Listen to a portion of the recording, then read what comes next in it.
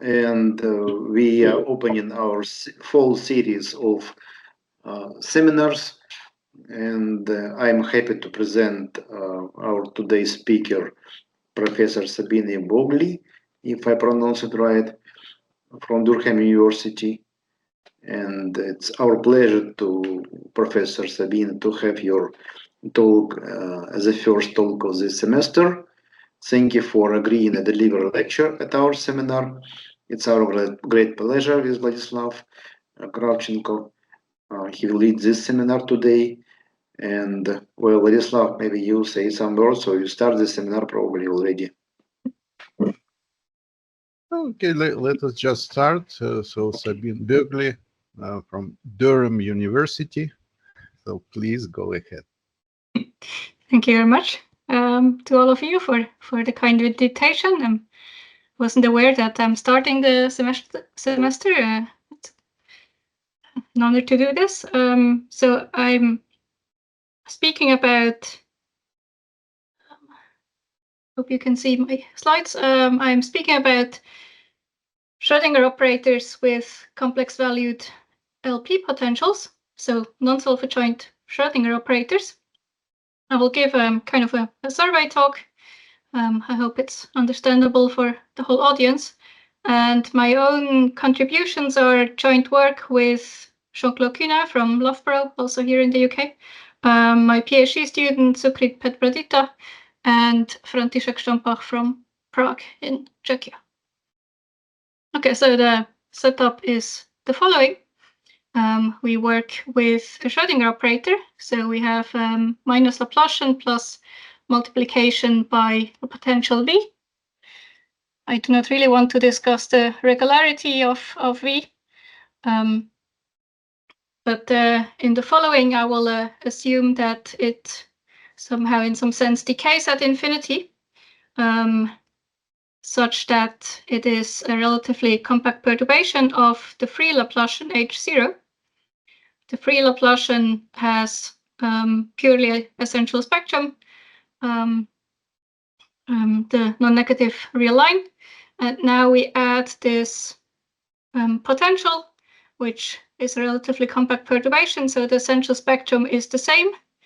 But in addition, we may have discrete spectrum, some isolated eigenvalues of finite multiplicities. Now there may be finitely many or infinitely many of these discrete eigenvalues. If there are infinitely many and they accumulate somewhere, the accumulation point always needs to be in the essential spectrum. Okay, in the self-adjoint case, when V is a real valued potential, we know that the spectrum needs to be in the real line. The essential spectrum is in the positive real line, so the discrete spectrum needs to be in the negative real line. And so the only possible accumulation point is then the bottom of the essential spectrum, just the point 0. So they accumulate from the left to 0 if there are infinitely many. But now I'm mostly interested in the non-self-adjoint case, because then in principle the eigenvalues can be anywhere in the complex plane, and I wonder where can they lie? Do we still have some kind of clustering at the 0? Can we give an upper bound on the modulus of the eigenvalues, or an upper bound on the distance to the essential spectrum? If there are infinitely many eigenvalues, can they only accumulate at 0 or somewhere else? And can we somehow quantify the accumulation rate? One way to quantify the accumulation rate can be done via the Lieb-Thirring inequalities due to Lieb and Thirring. Now we assume that the potential decays at infinity so fast that V is in some LP space for P sufficiently large, depending on the dimension D. Then the Lieb-Thirring inequalities tell us that there exists a constant, only depending on the dimension and P, such that for all real valued LP potentials, so in the self-adjoint case, the discrete eigenvalues, if we take this eigenvalue power sum, then this is always bounded by the LP norm of the potential. And then as a further lower bound, we can just drop the sum and just take the modulus of one eigenvalue. Then we always know that this is bounded by the LP norm.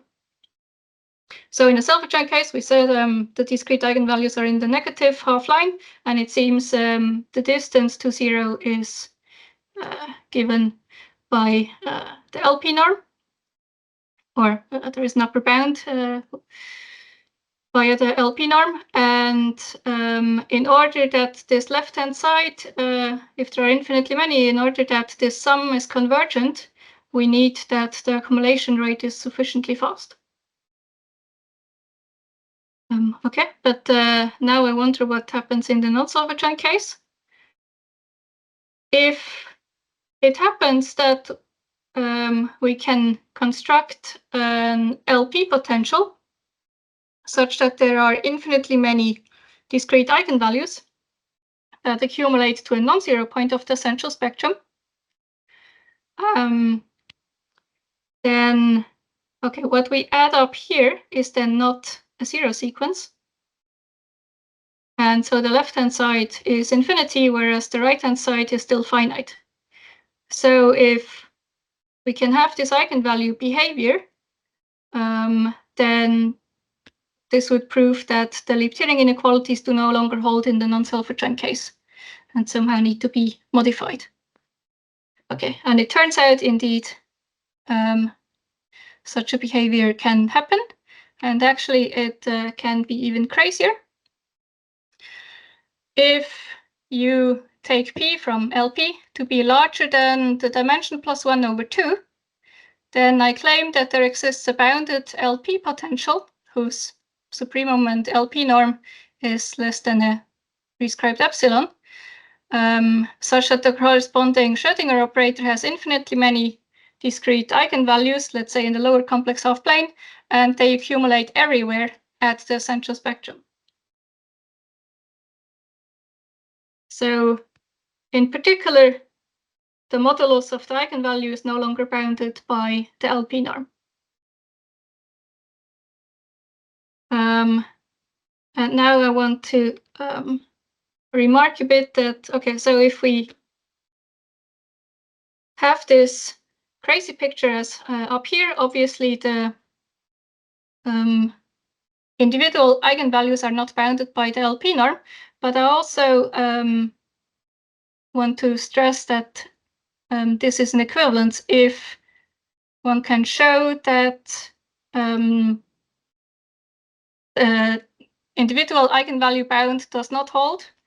So if we can find a sequence of LP potentials that whose LP norm goes to 0, and for each corresponding Schrödinger operator there exists a lambda n that converges to a non-zero point of the essential spectrum, which would then disprove the individual eigenvalue bound, then one can construct this crazy behavior. And this is actually the basis of the proof above, to first disprove an individual eigenvalue bound and then do the following. So if we have this sequence Vn, we take a subsequence such that the sum of all the LP norms is still finite. We know that the LP norms go to 0, so if we take a suitable subsequence, we can make them summable.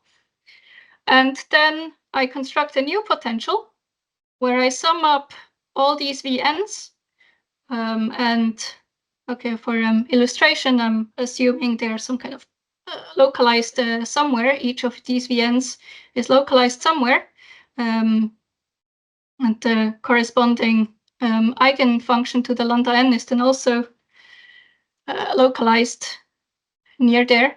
And now I want to shift each Vn sufficiently far into a direction x0 by a distance Tn, such that okay, I take this sum, but they are kind of spread out sufficiently far, such that each of these Vn's just kind of forms one of these eigenvalues.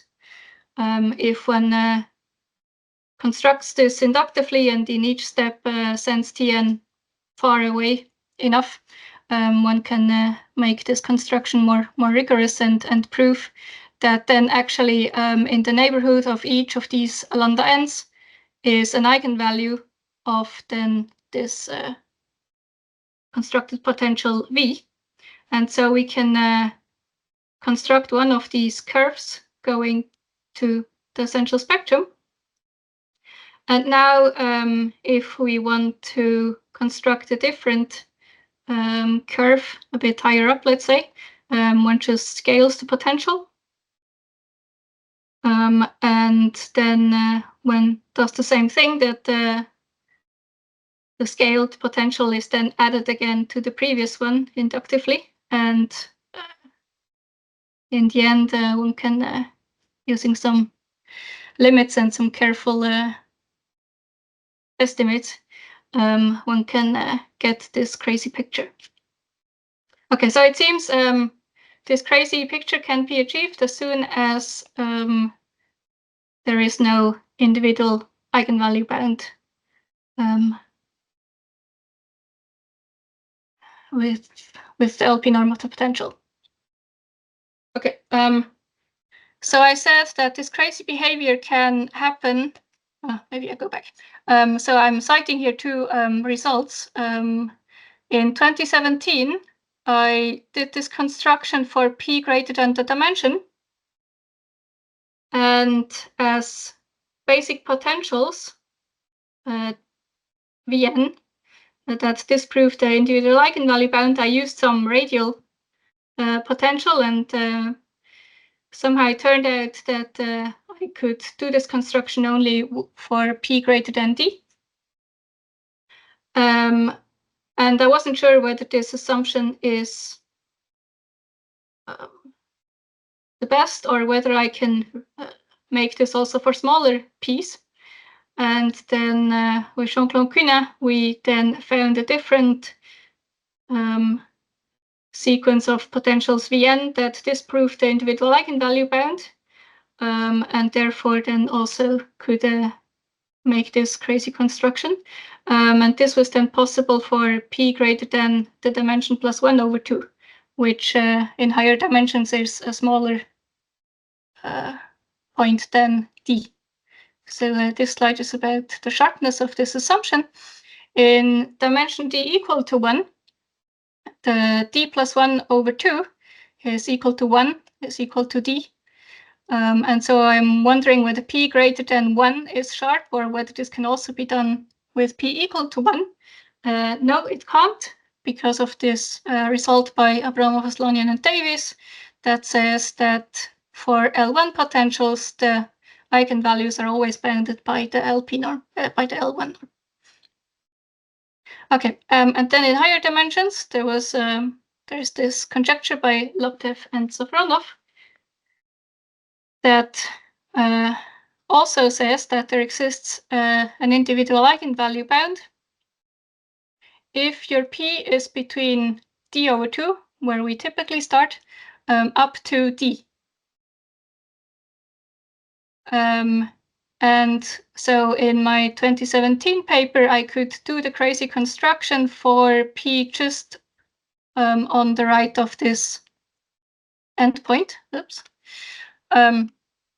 And so I thought, okay, if this conjecture is true, then my assumption is sharp, but it wasn't known whether this conjecture was true, and so I didn't know whether my assumption was sharp.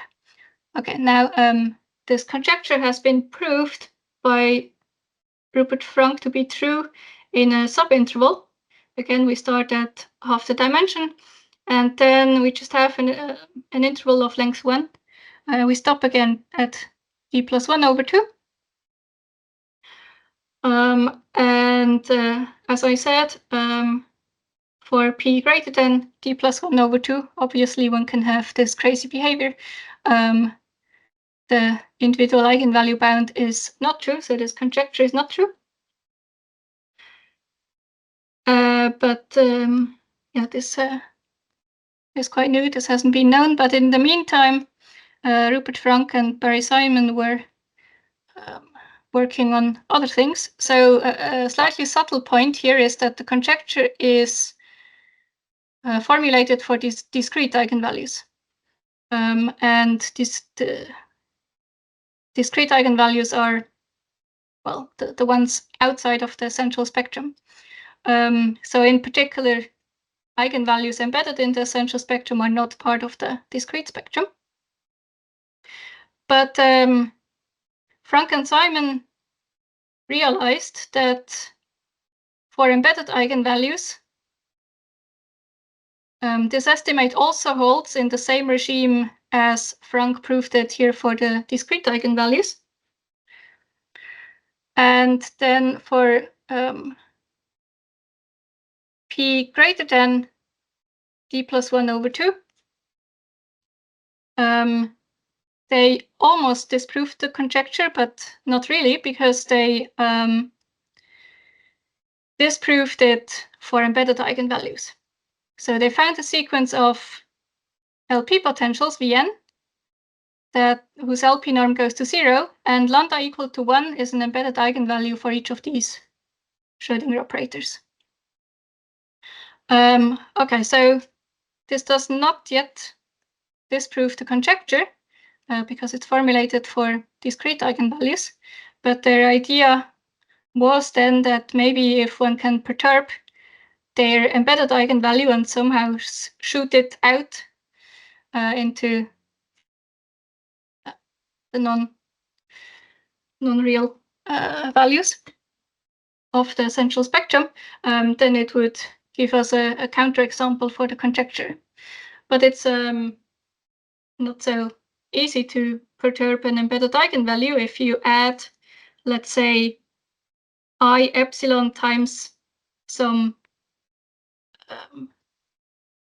positive LP function for a small epsilon.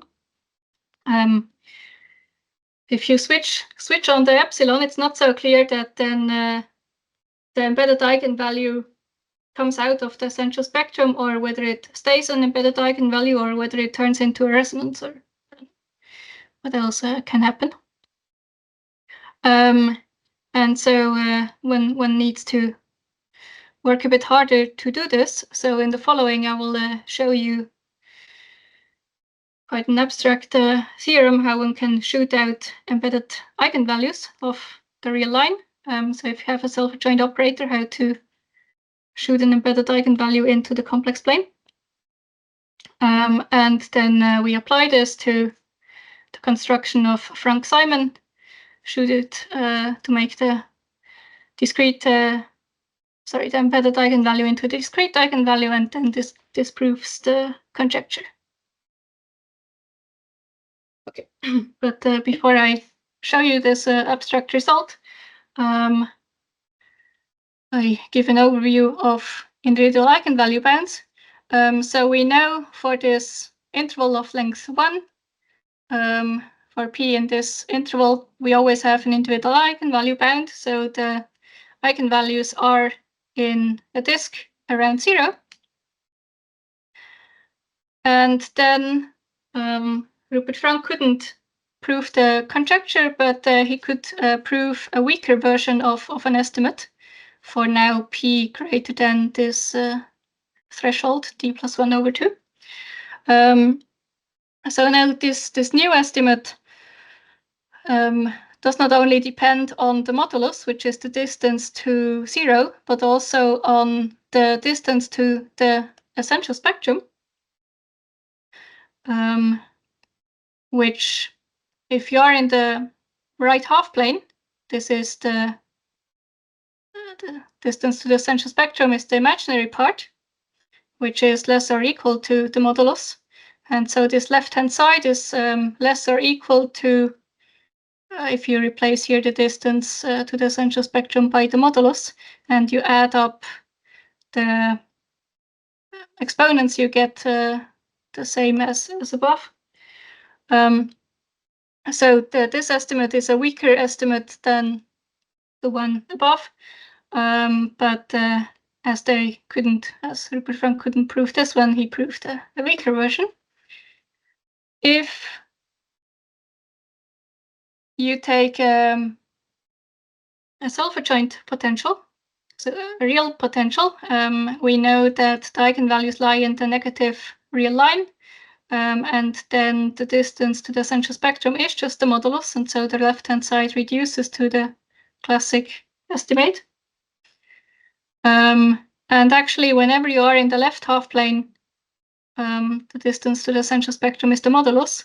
That's why this estimate here gives you this following blue region, which in the left half plane is a half disk, and in the right half plane is a larger set than a half disk. In particular, it's an unbounded set, and becomes narrower towards the essential spectrum if you go up the essential spectrum. And now if we formally set p to infinity, we actually get the trivial estimate. If you take an L infinity potential, then you know that the spectrum of the perturbed operator has distance to the spectrum of the unperturbed operator at most the modulus of the norm of the potential, and for multiplication, the norm of the operator of the perturbation, which for a multiplication operator is just the L infinity norm. And so we get here an epsilon neighborhood of the essential spectrum, where epsilon is the L infinity norm. And so actually this intermediate case here is proved by Rupert Frank using the classical result above, interpolated with the one for L infinity, and then you get this intermediate case. So it seems, okay, the last case is kind of trivial, follows from perturbing sulfur joint operators. And the intermediate case is an interpolation between the last case and the first case. So it seems one needs to prove the first case, and I will give you a proof of this, because the ideas will then also come up again in the other proof that I want to show you of my result. Okay, so now a proof of this first inequality by Rupert Frank.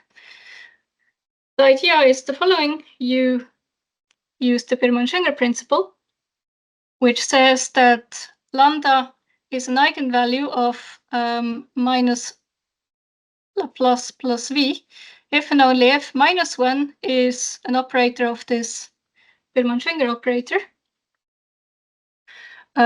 where this is the symmetric version, where I take half of the potential on the left and half of the potential on the right. If you take the modulus on the right, you also get the same square root of modulus v. And in between, we have the resolvent of the free Laplacian. So if this Birman-Schenger operator has eigenvalue minus 1, then we know that its operator norm must be greater or equal to 1. So we have 1 is less or equal to the operator norm.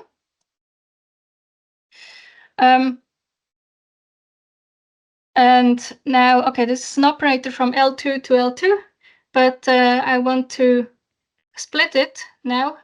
So we have 3 parts of these operators, 3 multiplication, composition of 3 operators. And the first one I actually want to view as a multiplication operator from L2 to LQ, some LQ. And then the free resolvent acts from LQ to its dual space LQ dash. And then the last operator is a multiplication operator from LQ dash to L2.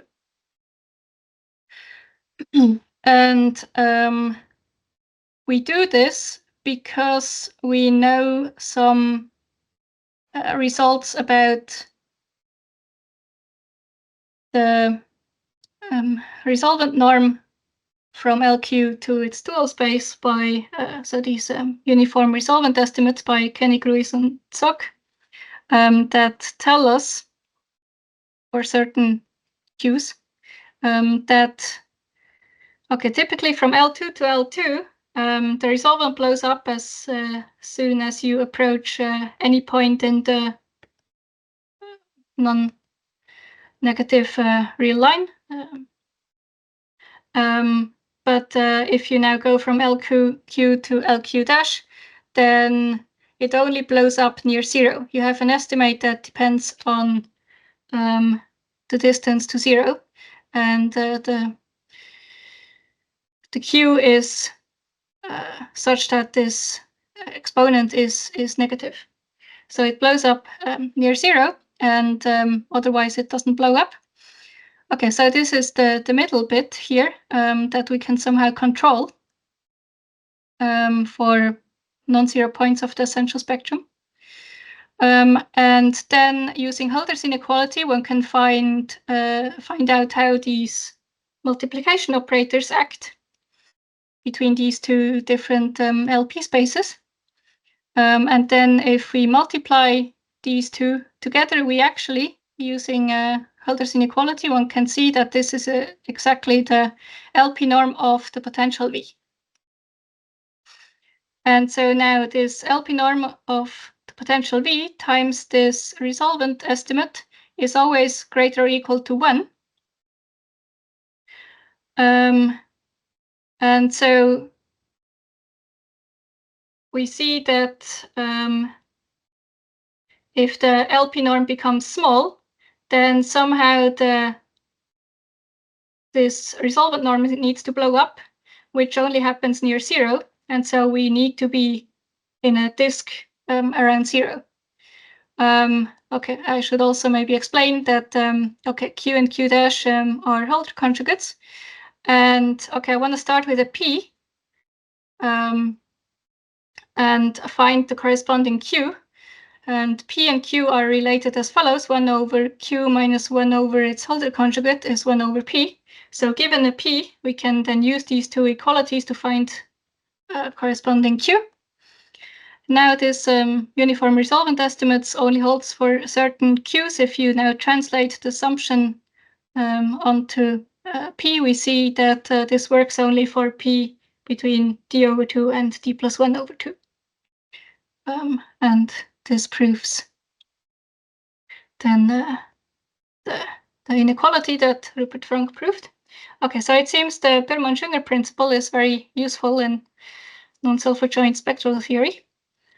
And now I want to go to this result where we want to construct an eigenvalue. And first I tell you an abstract theorem, and then I will apply it to shoot out an embedded eigenvalue into the complex plane. Okay, so first the more abstract result. We take an arbitrary self-adjoint Schrödinger operator minus Laplace plus V naught for a real valued V naught in LP. And now I want to add a perturbation V that gives me a prescribed eigenvalue set, let's say, in the upper half plane.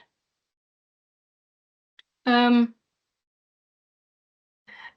the original idea of shooting out an eigenvalue was just to add I times epsilon times the characteristic function of some compact set K. And this is now a modified version where the characteristic function chi k of a compact set K will appear. And I claim that I can construct a potential V such that set is an eigenvalue of H plus V, and we have a pointwise bound on V that is given by 1 over some constant times the characteristic function of a given compact set K. So in particular, this perturbation will be supported in K. And this constant here is the operator norm of some bounded operator. We take the characteristic function of K, then the imaginary part of the unperturbed resolvent times the characteristic function again. And I want to prove this theorem, but first I give you a wrong proof. That didn't quite work out, but you see how I need to modify the proof. Okay, so I'm starting with the typical Biermann-Schwinger operator, where I take half of the potential on the left and half of the potential on the right-hand side of the free resolvent. Now I want somehow the perturbation shall be some characteristic function. I drop the index k just for simplicity. I just write chi. So I want to work with this characteristic function. Now, in principle, I should take the square root of it, but the square root of the characteristic function is again the characteristic function. So I put them on both sides of the free resolvent. And then I'm assuming that this operator has a non-zero eigenvalue, mu. And then I take corresponding eigenfunction f, and I define G to be the free resolvent applied to chi f. So kind of what we have here on the left, but without the chi yet. Then, okay, if we apply then h minus z to G, we see that this cancels, so we just have chi f. And then, okay, if we look at the eigenvalue equation here, and we divide by mu, we see that f lives in the range of chi. And so if I multiply by chi again, if it's any way supported there already, this makes no difference. And so I just get f again. And then, okay, let's look at this equation again and divide by 1 over mu. We have f is 1 over mu times this left-hand side. And we have chi times G. So this is exactly what comes out here. And now I see that then if I add, okay, this is almost now the eigenvalue equation that I need to say that z is an eigenvalue of h plus v. We then have with eigenfunction g, this is true if v is here this right-hand side divided by g, taken on the other side with the minus. So this is our v.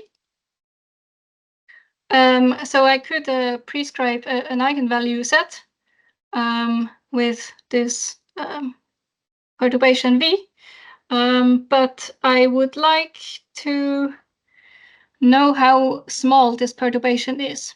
And okay, in modulus, it's 1 over the modulus of mu times chi. But I don't know whether this 1 over mu is large or small or whatever. I would like the perturbation to be small, which means 1 over mu in modulus shall be small, which means modulus of mu shall be large. But I don't know whether the spectral radius of this Biermann-Schwinger operator is large. We took the characteristic function of a compact set. So this combination here will be a compact operator. But there are compact operators with spectral radius 0, like a Jordan block. So the problem is that we deal with a non-self-adjoint compact operator.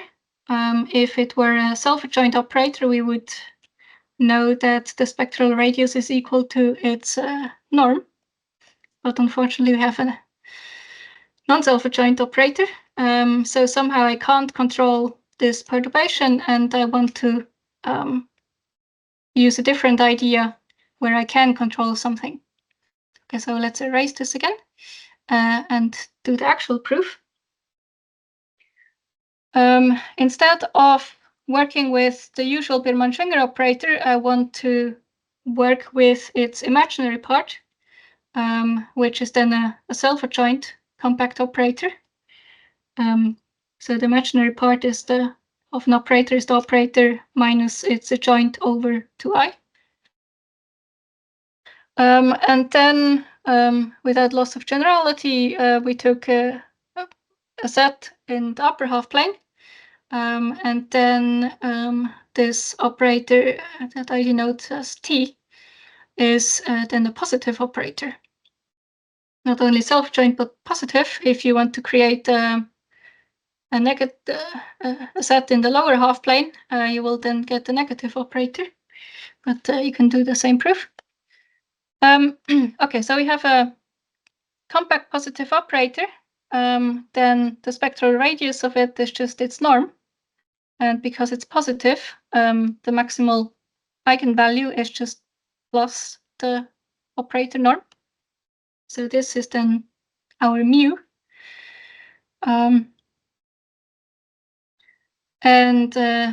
Okay, so we take an corresponding eigenfunction f.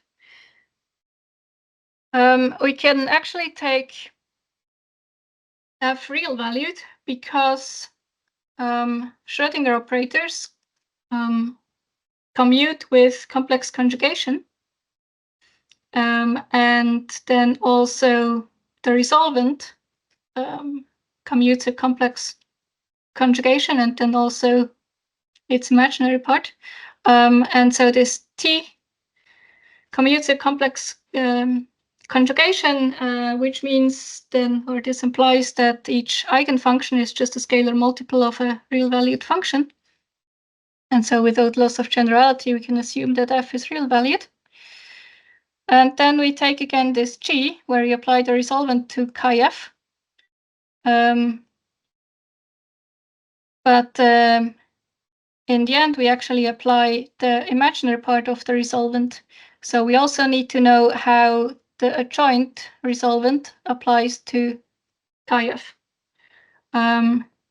Because chi f is a real value, then the H commuted complex conjugation, you see that then the adjoint applied to chi f is just the complex conjugate of G.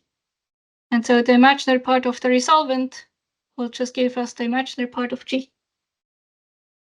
And then we do a similar computation as before. We apply H minus Z to G. And then instead of 1 over mu times chi G, we get chi times the imaginary part of G. And now I want to transform this again into a multiplication operator by dividing by G, multiplying by G. So the multiplication operator where we divide by G is then this following V. And okay, typically if we do something crazy as dividing by G and multiplying by G, we run into problems wherever G is 0. But now we have this quotient of the imaginary part of G divided by G, which in modulus is always less or equal to 1. So there is no singularity. And this now proves this theorem. So we constructed a V with such that we get a prescribed point set, and the corresponding V has a pointwise bound. If we take here the modulus, we have 1 over mu, this operator norm of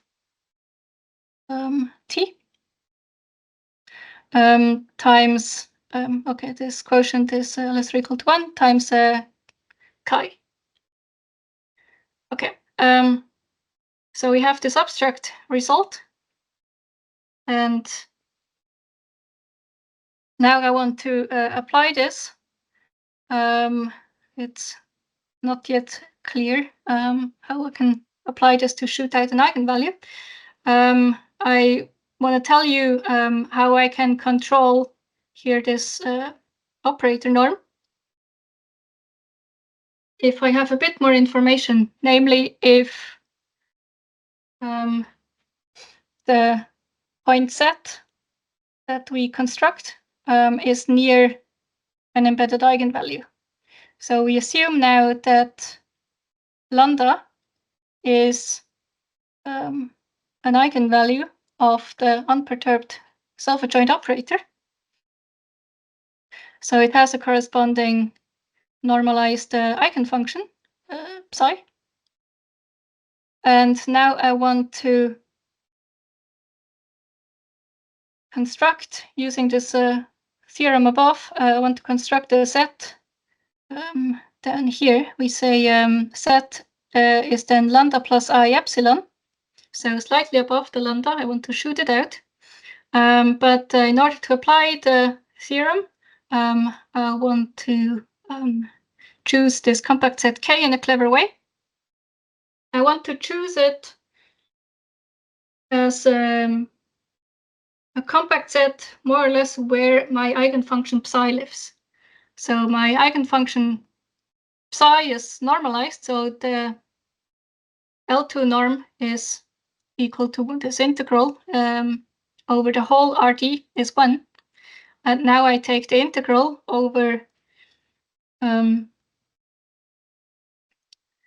exterior of K and assume that K is so large and localized in a good way, such that the L2 norm over the exterior is small, let's say smaller than a quarter. Then I apply the theorem for this fixed K. Now I apply it for set epsilon equal to lambda plus I epsilon. And I get potential V epsilon with this pointwise bound. And now I want to estimate this 1 over the operator norm. I want to find an upper bound, so I want to find a lower bound on the operator norm.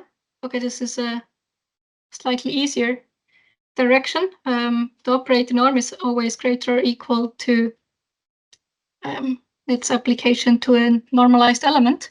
So let's apply it to our eigenfunction psi. Our eigenfunction psi kind of lives on K, so it doesn't really, it sees the chi function just as 1. And then you apply the imaginary part of an operator for which this is an eigenfunction. So what comes out is then the imaginary part of lambda minus z epsilon to the minus 1. Okay, lambda minus z epsilon is minus I epsilon, and then to the minus 1 is, okay, of order 1 over epsilon, but then we will take again 1 over this operator norm. So this will be of order epsilon. As you can see on the right-hand side, one can prove that this is of order epsilon, and there is a multiplication factor of 4 because we took here something small before. I don't care about the constant 4, I just want to be able to control the right-hand side, which seems to become small as epsilon goes to 0. So this is a pointwise bound on V epsilon, which implies a bound on the LP norm of V epsilon. We can also get V epsilon times the LP norm of this characteristic function, which is just fixed. And now we can send epsilon to 0, which makes the perturbation small in LP norm. So this means if we start with a lambda, an embedded eigenvalue of a self-adjoint operator, a Schrödinger operator, using this above theorem, one can construct an eigenvalue lambda plus I epsilon, and the corresponding perturbation is linear linearly small in epsilon. So using this, one can shoot out the embedded eigenvalue from the Frank-Simon construction, and therefore disprove the Laptev-Safronov conjecture. Okay, so this is the proof idea. So it seems there is no individual eigenvalue bound for p greater than d plus 1 over 2, but Rupert Frank found a weaker version. And now I wonder if we go back to Liptiering inequalities, whether we can also find a weaker version. So we know that the Liptiering inequalities do not hold in the non-self-adjoint case, at least for p greater than d plus 1 over 2. But in the meantime, some people have found some weaker versions. One weaker version is as follows. This is due to Frank, Laptev, Lieb, and Zeiringer. So this is now a version for the non-self-adjoint, or that also works for the non-self-adjoint case. If you take the kind of the same inequality as before, but the classical self-adjoint one, but you only allow eigenvalues that lie in the left half plane, then this estimate still holds. And actually you can go into the right half plane, but you always need to exclude a sector of semi-angle Arcus tangent of t, a semi-angle, a sector near around the essential spectrum, positive real line. So this here describes this sector. So if you sum over all these eigenvalues outside the sector, you get a bound by the LP norm, but the right-hand side constant actually also depends on this slope t. And actually, as you send the slope to 0, the constant on the right blows up, goes to infinity.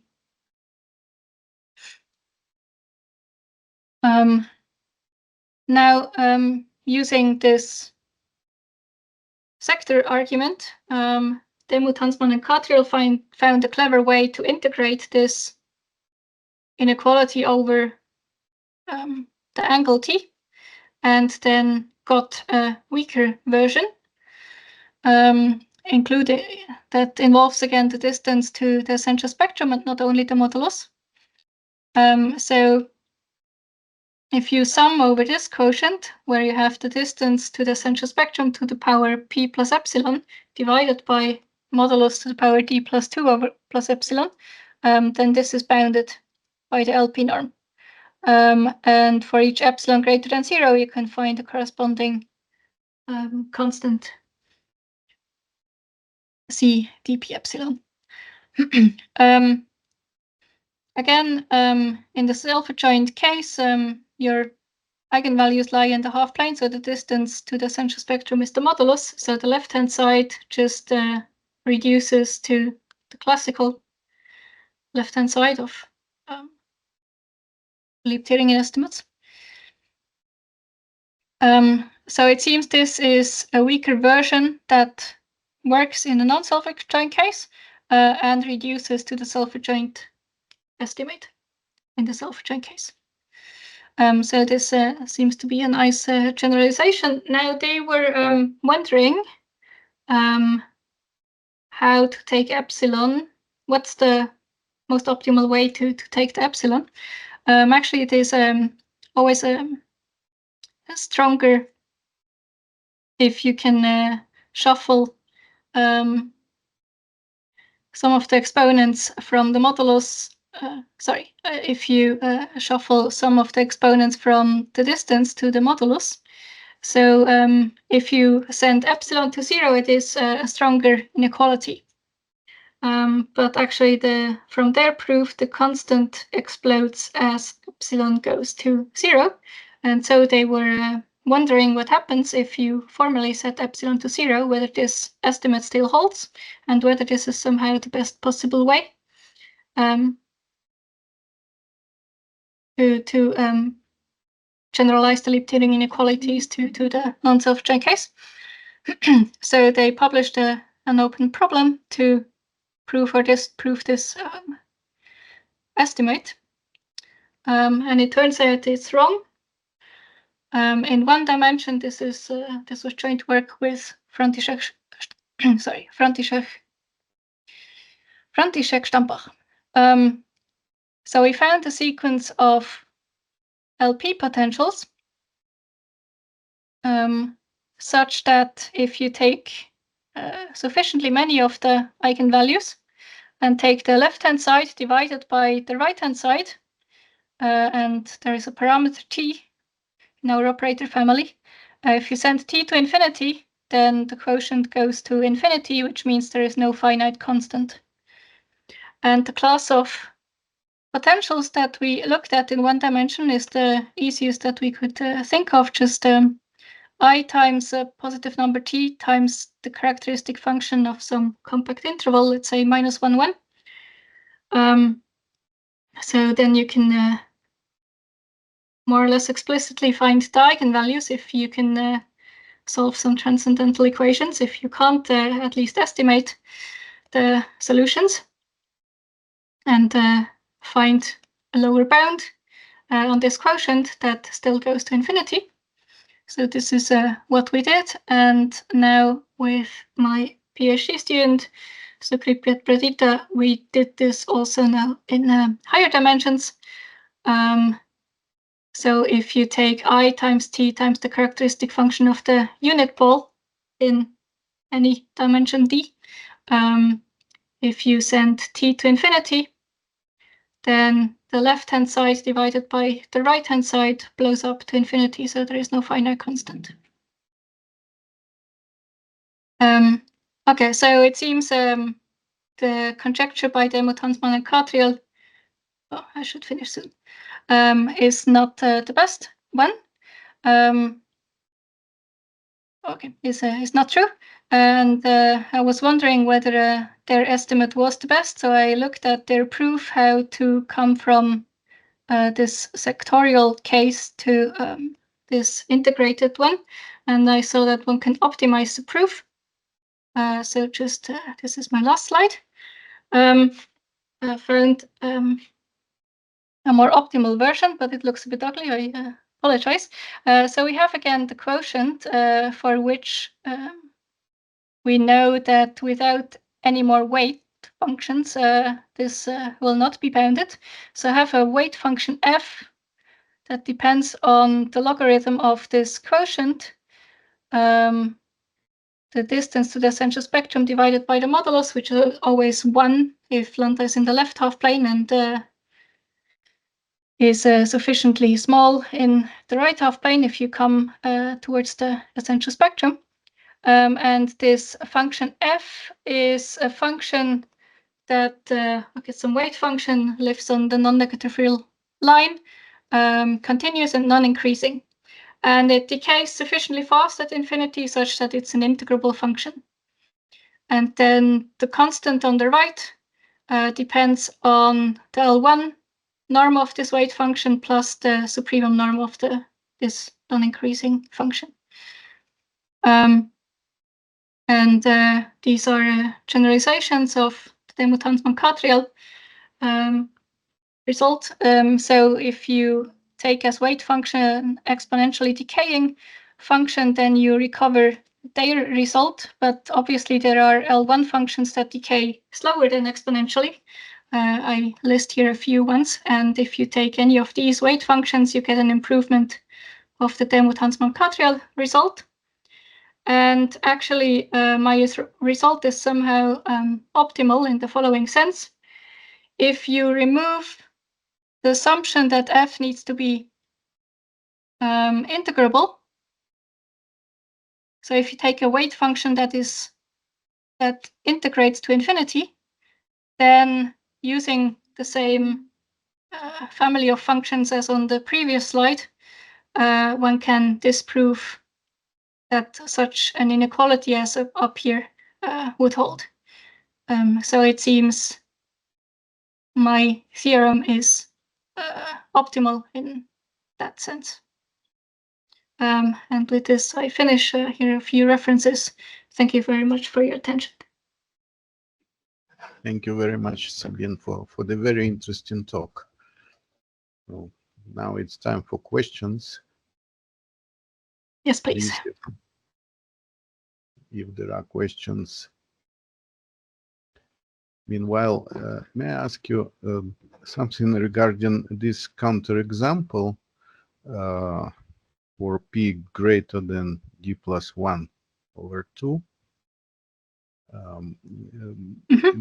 Some slides ago.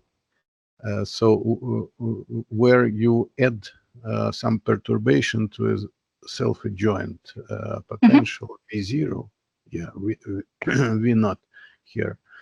And apparently this P appears only in the, in this self-adjoint part. And later it doesn't participate in the proof. So what's going wrong with the proof, with the reasonings? A couple of slides ago, I think, if P is, for example, equal to d plus 1 over 2. Even one slide back. No. Oh. No. Where you had this, it's okay. Can you move forward, please? And once more. Yeah, here. No, it was, okay, yes, here. So here I did not yet actually need that V0 is an LP. Yeah, here you don't need it. Okay, and when you need it, in fact. That P is greater than d plus 1 over 2. Oh, okay. Yes, that's a very good question. I didn't need it at all. I only need it because I apply it to the Frank-Simon example to shoot out the embedded eigenvalue. And then I want that the V naught plus the V epsilon are in LP. And so, okay, obviously V epsilon is in LP. But in order that the sum is in LP, I also need that the V0 is in LP. Okay, so here you need it. I see. If there are other questions, please, or comments. I cannot see hands, in fact, because I'm using Teams in my browser. So, Alexey, can you see if there are questions? No, I don't see hands, but okay.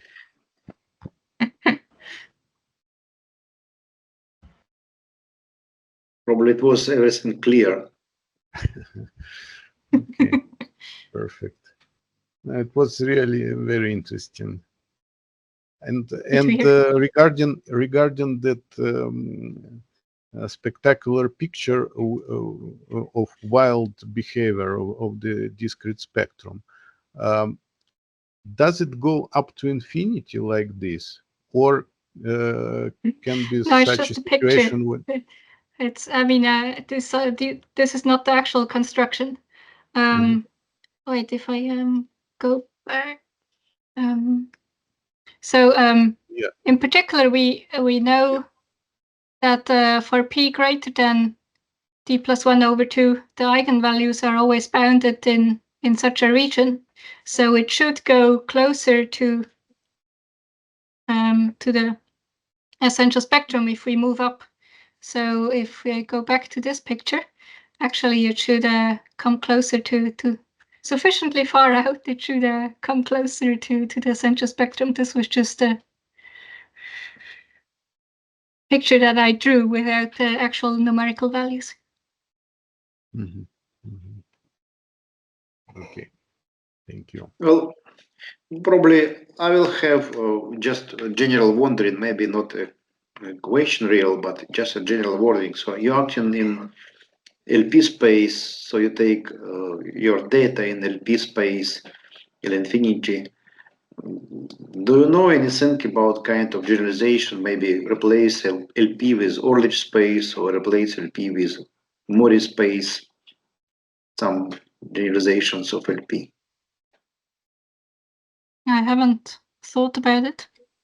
Yeah, that's what I said. That it just wondering because it can be just a big problem, a big different issue to study. But what I meant just to replace LP with Mori space, just in certain sense generalization or Orlich space. But of course, it's just a wondering, not a real question for an immediate answer.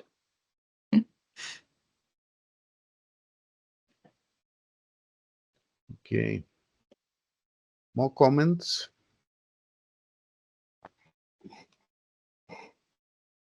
So if not, it was a very good beginning of our new season of our seminar.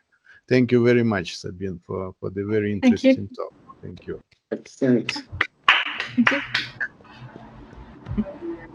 Probably we have couple of minutes just to share our presentation. Maybe Tatiana, are you ready to share?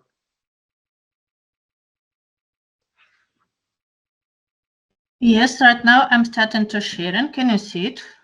Okay, you see the brochure is part half in Russian, half in English, but titles and names in English and some text in Russian. So, but it's understandable. So just can you list it? Just these are organizers of seminar, but can you list it fast, more or less faster? The countries and more, Tatiana. People, lectures So, of our seminar, some okay. information. Some recent speakers. We will share by email this brochure. Some other speakers of previous years. Some nice presentations. So just to make an idea that we have a good history and very good speakers behind the seminar already.